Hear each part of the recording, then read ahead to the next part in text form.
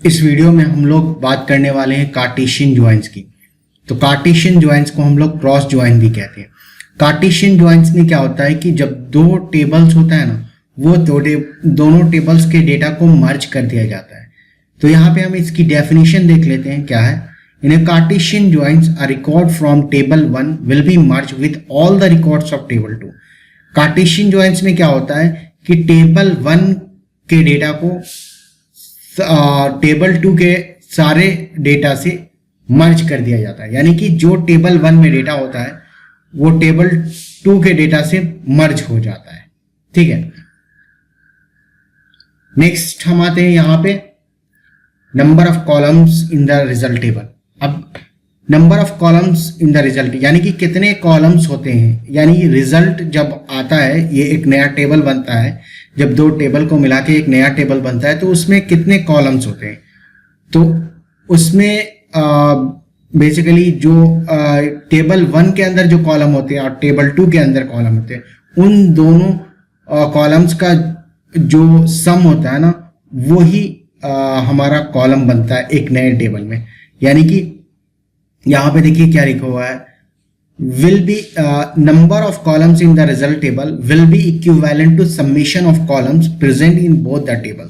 ठीक है, यानी कि समेशन यानी जोड़ होता है उन सभी कॉलम्स का जो दोनों टेबल्स में मौजूद है। दोनों टेबल्स में जो कॉलम मौजूद है उन सभी कॉलम्स का क्या होगा, समेशंस होगा, यानी जोड़ होगा।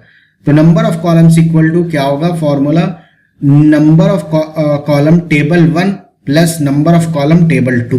ठीक है, तो टेबल 1 के अंदर जो कॉलम होते हैं और टेबल 2 के अंदर कॉलम होते हैं, इस दोनों का जोड़ जो है नंबर ऑफ कॉलम्स के बराबर होगा। ठीक है, नया जब टेबल बनेगा।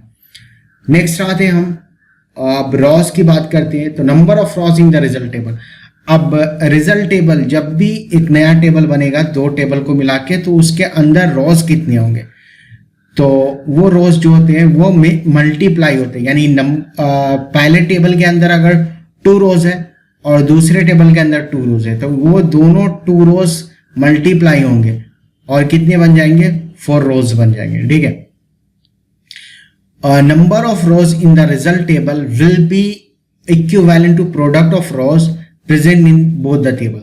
यही बात बोल रहा है कि जो दोनों टेबल में मौजूद है रॉस, उन रॉस का क्या होगा, प्रोडक्ट निकाला जाएगा, यानी कि उनको मल्टीप्लाई किया जाएगा। यहाँ पे उसका फॉर्मूला भी दिया हुआ है, number of rows equal to number of rows T1 into number of rows T2। ठीक है, नेक्स्ट हम आते हैं यहाँ पे फॉर्मूले की बात कर लेते हैं। तो फॉर्मूले की तो बात कर ही लिया हमने, अब सिंटेक्स की बात करते हैं। ठीक है, तो यहाँ पे सिंटेक्स इसका है सेलेक्ट कॉलम नेम।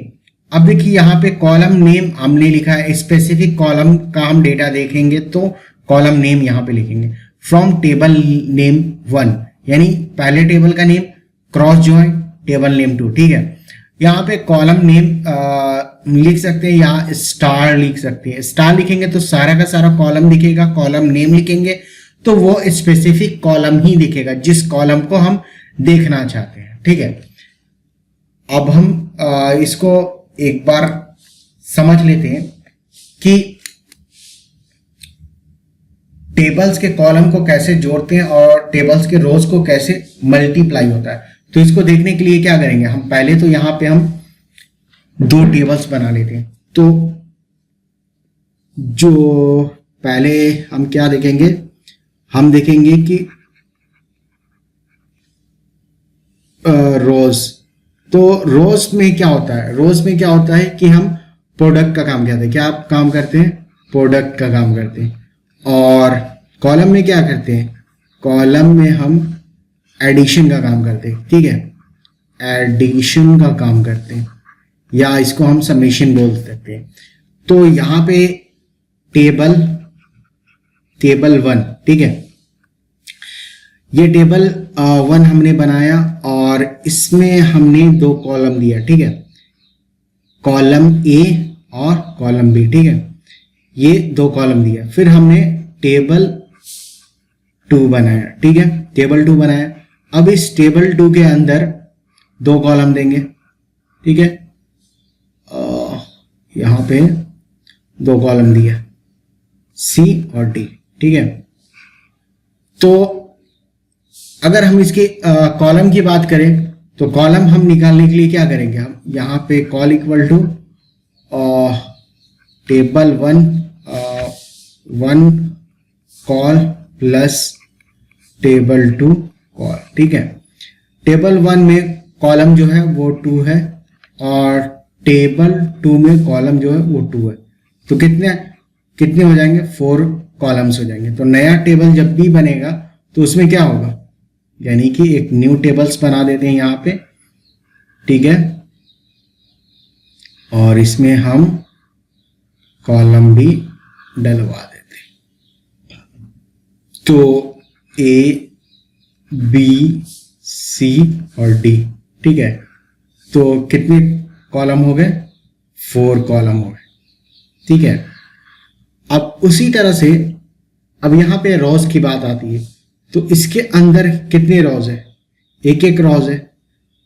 तो यहाँ पे हम क्या करेंगे, 2 रोज बना लेंगे, ज़्यादा बेटर रहेगा समझने के लिए, ठीक है। तो टेबल 1 के अंदर रो 1 और रो 2, ठीक है। फिर रो 1 और रो 2, तो टेबल 2 के अंदर भी 2 रो हैं और टेबल 1 के अंदर भी 2 रो हैं। तो रोज का फॉर्मूला क्या है, रोज का फॉर्मूला है हमारा कि टेबल 1 के अंदर जो रोज है इनटू टेबल 2 के अंदर जो रोज है, क्या करेंगे, उसको हम मल्टीप्लाई करेंगे, ठीक है। तो टेबल 1 के अंदर कितनी रोज है, 2 रोज है और टेबल 2 के अंदर कितने रोज है, 2 रोज है। यहाँ पे आप देख सकते हैं ना, ये टेबल 2 में कितने रोज है, 2 रोज है, ठीक है। तो ये आप क्या होगा, ये मल्टीप्लाई होगा, तो कितना हो जाएगा यहाँ पे 2 इंटू 2 यानी 4 रोज, ठीक है। तो यहाँ पे क्या करेंगे, यहाँ पे देखिए ये वाला 1 रो 2 रो 1 2 3, ठीक है, 1 रो और बनेगा, तो कितना रो हो जाएगा, 4 रोज। तो कार्टेशियन ज्वाइंट्स के अंदर हम जो है रो और कॉलम्स इस तरह से देते हैं। नेक्स्ट वीडियो में क्या करेंगे, हम इसका कुछ क्वेश्चन सॉल्व करेंगे कार्टेशियन ज्वाइंट्स पे, ठीक है।